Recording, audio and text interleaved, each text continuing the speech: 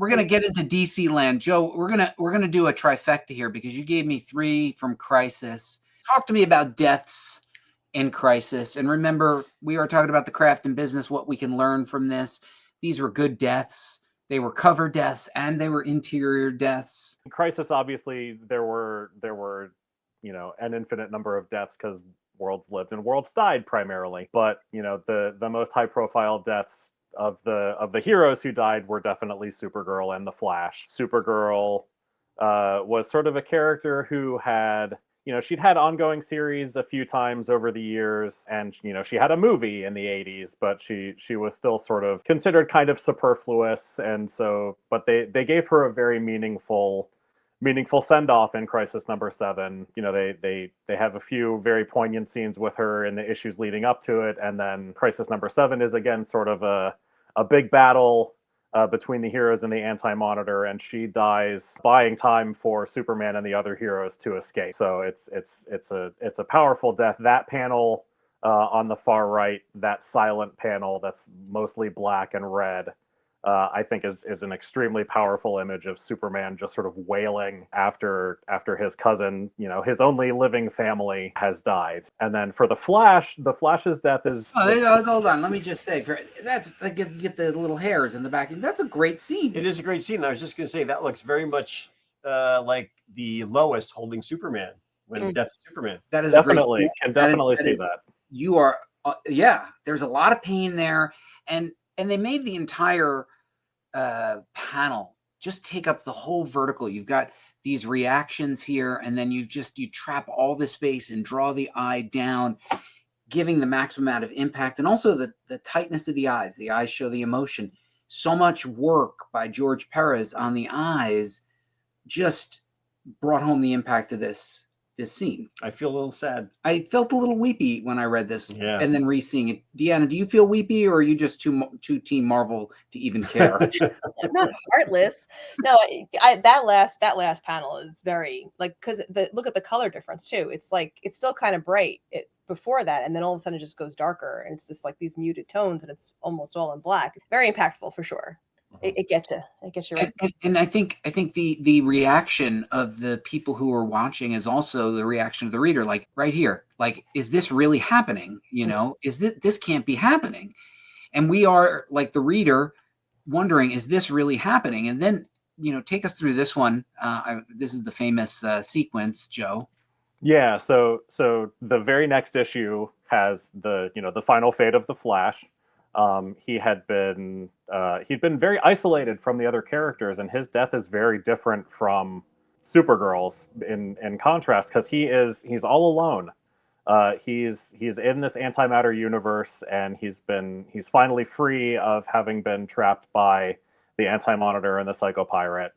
And then he just runs, and he runs himself to death, basically destroying the antimatter cannon, which was sort of the Anti-Monitor's ultimate weapon at that point. But yeah, I mean, it's almost more impactful because there's no one there to react to it.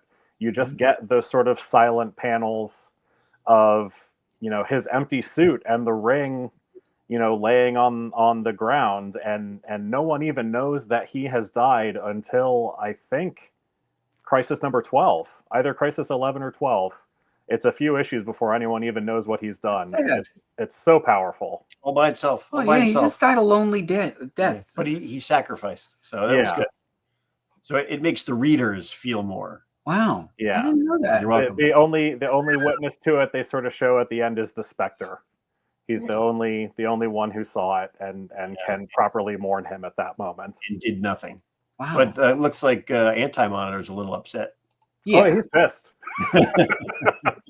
I don't know. I feel like you shouldn't kill comic book characters. As a writer, you're just passing through, and you should leave the toys in playable condition for your eventual successor. I sort of agree with that, but I think if you're going to kill them, it should be meaningful, and they should stay dead. Done. The problem with legacy characters though is they've been around for so long. Yeah.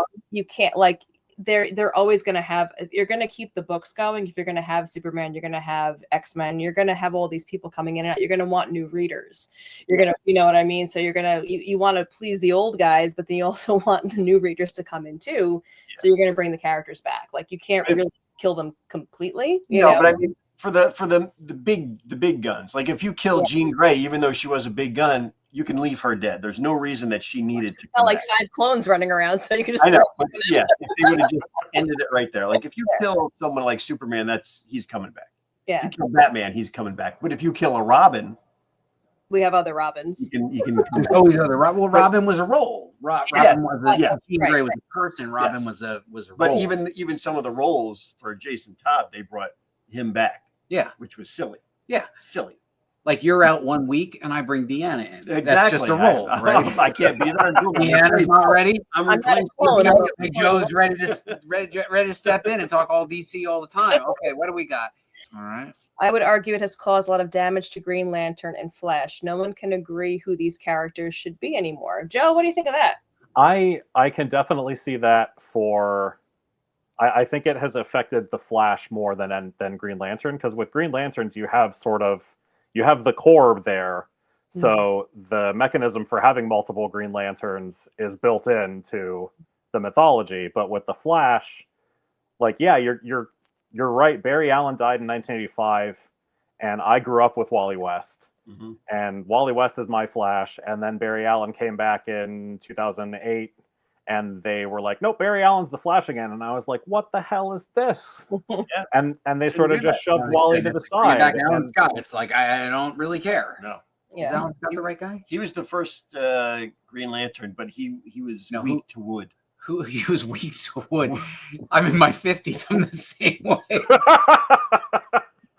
Depends if it's your own characters, i.e. Robert Kirkman with Invincible. Yeah, like if it's your own stuff, you can obviously do whatever you want with them. But when you have like 50 years of comics and people who don't even read comics are in, like, they know who Superman is, they know who Batman is, they wear Batman hats and they get Superman tattoos, whether they've ever read a comic book or not.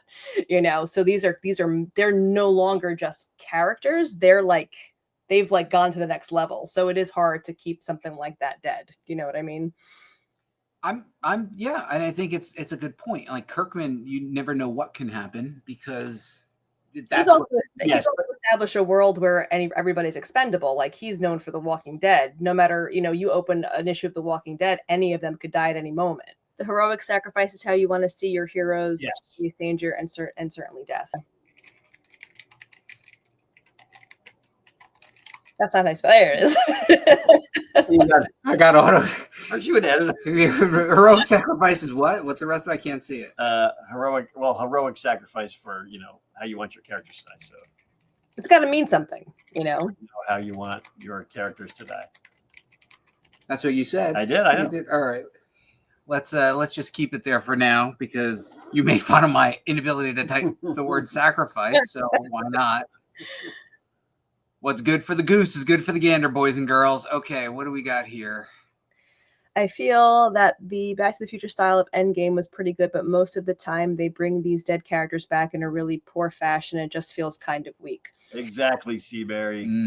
Well, I think the death is just, if they are going to bring it back, that resurrection is almost just as important as a death. Like it can't just be random or arbitrary. There has to be a reason for them to come back, And I think the clone thing is kind of a cop out because they can bring the character back, but hey, it's a clone. It's not a clone. It's it's a clone. Like I think it's a little bit of a cop out. It's like an easy loophole, right? Isn't that when Francie ate coffee ice cream and we realized that she was a clone in Alias? Yes, Francie was a clone. True. The whole time. Well, not the whole time. A lot of the time. Francie was a clone. Yep. Go watch it. When Lois made a frog on Lois and Clark, The New Adventures of Superman, and that's when you learned that the clone always does something that's just a little not quite right. I always felt Barry didn't have much character, but Wally was very much fleshed out as a person. Yes, do you agree? I agree. Yeah, Barry Allen was always sort of a block of wood, and anytime that they have tried to adapt Barry, like Barry on the TV show, has Wally's personality. Like it's